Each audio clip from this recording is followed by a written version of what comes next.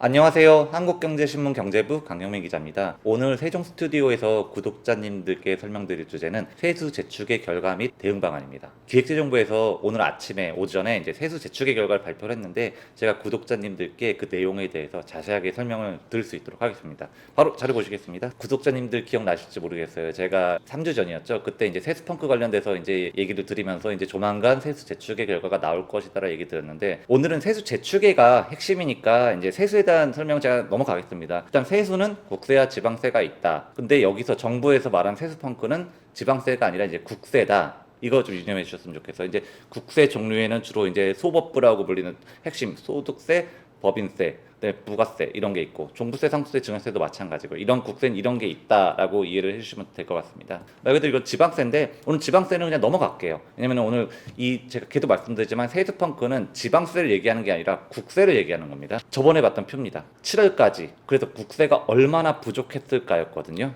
지금 여기 7월 누계까지 보시면은 얼마입니까? 지금 2024년, 그러니까 올해죠. 올해 7월까지 이만큼 208.8조 원이 거쳤는데, 이게 진도율로 보면은 사실은 이제 낮은 거예요, 많이. 그래서 이만큼 부족하다. 그래서 이제 남은 기간 작년만큼 거쳤을 때 이제 30조 원 가량의 세수가 부족할 것이다라고 예측을 했는데, 정부에서 정확하게 세수 제축을 때 29.6조가 부족할 것이다고 오늘 아침에 발표를 했습니다. 금년 세수입은 예산 대비 29조 6천억 원이 덜 거칠 것이다. 당초 목표, 당초 세입 예산 목표 대비 29조 6천억 원이 덜 거칠 것이다라고 이제 정부에서는 얘기를 한 거예요. 거의 30조 원, 거의 비슷한 수준이었습니다. 이제 여기서는 이제 그래서 총국세가 당초 목표 대비 얼마가 덜 거칠 것이냐고 얘기를 한 건데, 작년에는 344.1조였어요. 근데 올해는 작년보다도 더 적습니다. 작년에가 사실은 경기 부진으로 사실 많이 안 좋았거든요. 그런데도 이제 작년보다도 덜 거칠 것이라 337.7조 원으로 정부에서 이 정도 거칠 것이다라고 얘기를 했는데, 이게 당초 예산 대비 29조 6천억 원이 부족을 한 거예요. 작년에 거쳤던 것에 비해서도 6조 4천억 원이 부족한 것이고, 그렇다면 국세 펑크 원인은 무엇일까? 첫 번째, 작년 경기 둔화입니다. 제가 저번에 세수 펑크 때 말씀을 드렸던 게 핵심은 법인세다라고 말씀을 드렸을 거예요. 작년에 기업 실적이 부진을 했어요. 예컨대 이제 삼성전자라든지 SK 하이닉스, 이 삼성전자와 SK 하이닉스 같은 경우는 법인세를 우리나라에서 가장 많이 내는 1, 2위 기업인데 반도체가 안 좋았잖아요. 올해는 사정이 다릅니다. 올해부터는 좋은데 문제는 법인세라는 건 올해 실적에 기반해서 내는 게 아니라 작년이에요. 작년도에 반도체 기업 삼성전자와 SK 하이닉스의 실적이 안 좋았기 때문에 올해 세금이 당초 예산 대비 덜 거친 겁니다. 여기 내수 경기 둔화 원인도 당연히 작동을 했고요. 그렇기 때문에 이제 종합소득세, 종소세는 종합소득세를 얘기하는 건데, 그 종소세도 덜 거쳤습니다. 또 이거 뭘까요? 두 번째, 자산시장 부진입니다. 부동산 거래가 부진했다는 뜻입니다. 그렇기 때문에 양도세가 많이 줄었어요. 세 번째, 민생 안정 조치. 이 민생 안정 조치와 이게 세수와 무슨 상관이 있냐 그랬는데, 이 유류세 인하 휘발유라든지 경유를 대상으로 유류세 탄력세율이 적용되고 있다는 거 다 아실 거예요. 근데 이제 원래 유류세를 이 인하 조치를 일몰을 하려고 그랬는데 정부가 계속 연장을 했어요. 왜냐? 물가 때문에 그렇습니다.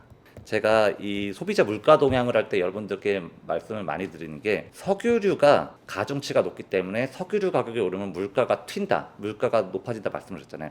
그것 때문에 정부에서 유류세를 인하 조치를 일몰을 안 하고 좀 계속 연장을 한 거예요. 원래는 이제 올해 일몰 조치를 하려고 그랬는데, 민생 안정 조치라는 게 그 얘기입니다. 그리고 긴급 할당 관세, 이건 할당 관세 말 그대로 그냥 관세를 0%로 낮춘 겁니다. 왜냐? 이것도 물가 때문에 그렇습니다. 수입품의 물가를 잡기 위해서 할당 관세를 적용한 거예요. 0%. 그것 때문에 이제 관세도 많이 줄었어요. 그렇다면 세목별로 좀 자세하게 보겠습니다. 제가 핵심이 법인세라고 말씀을 드렸죠. 일단 법인세부터 보겠습니다. 법인세가 올해 제축의 결과 63.2조 원. 당초 목표가 얼마였냐면은 77.7조였거든요. 그래서 예산 대비 14.5조가 덜 거치는 겁니다. 작년에도 세수가 안 좋았다. 그리고 법인세 때문에 그랬는데, 작년 같은 경우에도 80.4조가 거쳤는데 작년에 비해서도 지금 이렇게 떨어지는 거예요. 지금 거의 17.2조가 지금 작년에 비해서도 덜 거치는 겁니다. 제가 또 말씀을 드린 게, 종소세도 내수 경기 때문에 종소세도 많이 줄었다 말씀을 드렸죠. 당초 목표 대비 얼마나 줄었나요? 4조가 줄었죠. 그리고 또 하나, 부동산 시장 침체 때문에 양도세도 줄었다. 16.6조. 목표 대비 얼마나 줄었는지 볼까요? 5조 8천억 원이 줄었네요.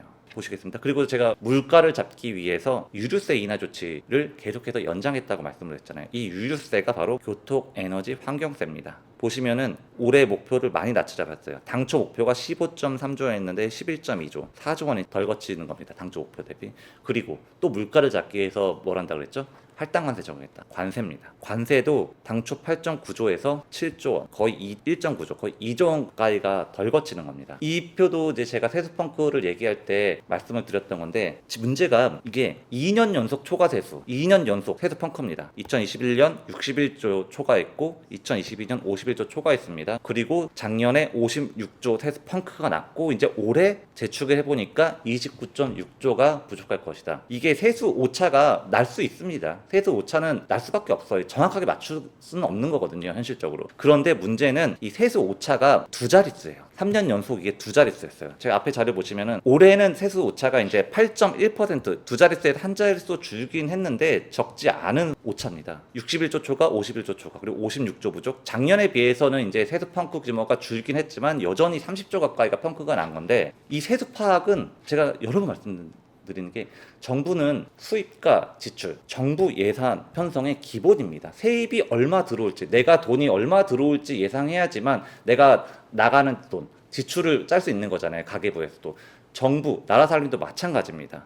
그렇기 때문에 세입 예산에 대해서 제대로 예측을 해야지만 나가는 돈을 우리가 편성할 수 있는 거예요. 세입을 제대로 파악해야 세출의 효율적 배분이 가능하다가 그 뜻입니다. 결국 29조 6천억 원이죠. 30조 원에 가까운 이 예산이 써야 할 곳에 못 쓰이는 거예요. 그렇기 때문에 제가 저번에 세수 펑크 때도 이제 정부에 대해서 이제 비판적인 얘기를 했는데 세수 펑크, 세수 오차, 큰 폭의 세수 오차는 정부의 치명적인 예측 실패입니다. 제가 구독자님들께 제가 데이터를 전달드리면서 정부에 대한 비판은 제가 조금 자제하고 있는데 세수 펑크는 명백한 정부의 실책이고 잘못입니다. 그리고 이 문제가 4년 연속 대규모 세수 펑크가 일어나고 있어요. 우리 저번에도 말씀을 드렸지만 실책이 계속되면 실력이라고 말씀드리잖아요. 정부의 실력이 여기서 드러난 겁니다. 이거는 정부가 부인할 수 없는 정부의 치명적인 예측 실패입니다. 일단 세수가 이렇게 부족을 해요. 그렇다면 이 부족한 세수를 어떻게 메울 것이냐가 이제 사실은 핵심인데 일단 가장 간단한 방법은 사실은 추경 예산을 편성하는 겁니다. 추가 경정 예산을 편성하는 건데 이제 정부가 국가 채무라든지 이제 나라 살림,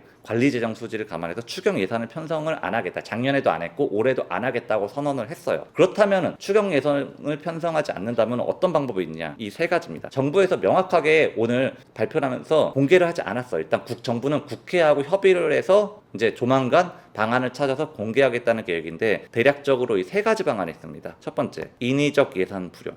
이게 말이 어려운데 예산 불용. 당초 쓰기로 했던 곳에 안 쓴다는 뜻이에요. 근데 이제 문제는 당초 예상된 곳에 정부 예산이, 정부 재정이 투입되지 않으면은 지금 사실은 내수 경기가 많이 어려운 상황이잖아요. 그런데도 불구하고 지금 불용이 불가피한 상황인데 일단 정부에서는 이런 인위적 예산 불용은 가급적 최소화하겠다고 했는데 이 규모가 얼마나 돼야 될지는 좀 봐야 할 것 같습니다. 그 다음에 두 번째, 회계 기금 간 전용 동안 가용 재원 활용. 이거는 작년에 정부가 썼던 방법이에요. 외평기금, 우리 외환시장의 방파제라고 불리는 외평기금, 외국한 평형기금을 얘기하는 겁니다. 작년에는 이 외평기금에서 거의 20조 가까이를 끌어왔어요. 이제 외평기금에서 이거를 이제 공자기금으로 돌려서 했는데 이제 이 기금 간 거래 얘기를 너무 자세하게 드리면 좀 복잡해지니까 제가 이 기금 간 거래 얘기는 나중에 기회가 될 때 구독자님들께 설명을 드릴 수 있도록 하겠습니다. 일단 이 외평기금을 공자기금으로 보내는 게 작년에 세수 펑크를 메꾸는 핵심 대책이었는데 올해는 외평기금을 활용할지 이것에 대해서는 정부에서 확답을 안 하고 있어요. 그래서 일단 정부는 기금의 여유 재원을 활용해서 가용 재원을 하겠다고 했는데 어떤 기금을 활용할지, 예를 들면 이제 외평 기금을 활용할지 어떤 특정 기금에 대해서는 구체화하지 않았는데 조만간 이제 국회와 협의를 해서 정하겠다는 계획입니다. 세 번째, 지방교육부세, 교육고부금 축소. 지방교부세는 이제 행안부를 통해서 지자체에 내려보내는 돈이고 교육고부금은 교육부를 통해서 교육청에 내려가는 돈입니다. 법적으로 얼마를 내려보낸다 명시가 돼 있어요. 대략적으로 20%에서 40%입니다. 법으로 명시가 돼 있는 거예요. 예를 들어 국세에 얼마를 무조건 이 명목으로 이 꼬리표를 달아서 내려보낸다고 돼 있는데 문제는 국세가 덜 거치니까 자연스럽게 지방교부세하고 교부금도 축소가 될 수밖에 없는 거예요. 그런데 하지만 지금 지자체 재정이 많이 어렵거든요. 중앙정부뿐만 아니라 지자체 재정도 많이 어렵습니다. 그렇기 때문에 이제 삭감폭을 최소화하겠다는데 이게 얼마가 될지는 좀 지켜봐야 될 것 같아요. 그래서 이 세 가지 방법을 통해서 29.6 6조 이 세수 부족한 거를 메꾸겠다는 계획인데, 그래서 첫 번째, 두 번째, 세 번째 방식을 통해서 과연 얼마씩이 될지, 구체적인 될지, 이 방안에 대해서 이제 정부와 국회가 협의를 해서 결정을 하겠다는 겁니다. 일단 지금까지 정부가 오늘 발표한 세수 대축의 결과에 대해 설명을 드렸는데요. 지금 아직까지 구체적으로 세수를 어떻게 메꿀 것이라는 구체적인 대안이 나오지 않았기 때문에 좀 설명이 부족한 것 같습니다. 일단 제가 구독자님들께 정부의 이런 구체적인 세수 재추계를 통한 이제 세수 대응 방안이 나오면은 제가 그때 구독자님들께 자세하게 설명을 드릴 수 있도록 하겠습니다. 이상으로 오늘 세종 스튜디오에서 구독자님들께 설명드린 세수 재추계 결과였는데요. 저는 다음 시간에 구독자님들을 찾아뵙도록 하겠습니다. 감사합니다.